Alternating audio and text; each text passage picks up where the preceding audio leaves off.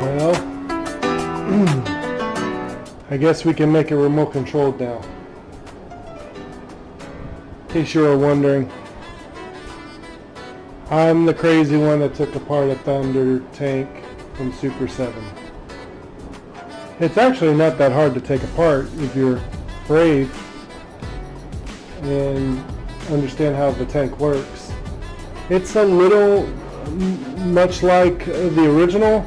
There are some things that are a little different, but this opens it up to a lot of modification that we can do, which I'm probably going to do for Logan, since the tracks don't want to move, no lights, no sounds, so there's a lot of empty space in here that could, a lot of stuff could have been done, a lot of negative space. So, but welcome to the crazy show.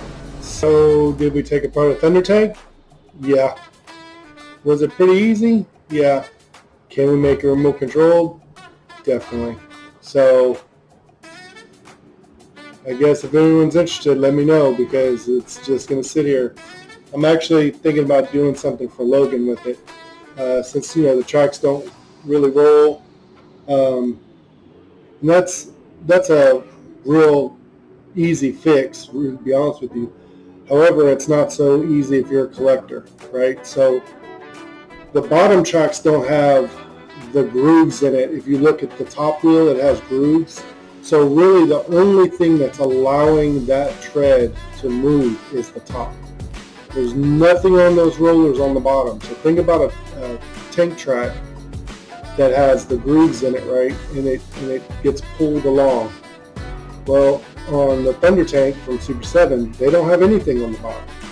You have the wheel that has a grip, the bottom wheel. You have the upper wheel in the very back, and all those little ones have nothing.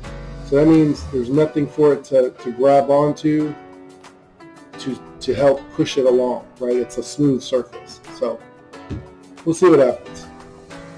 Enjoy the crazy.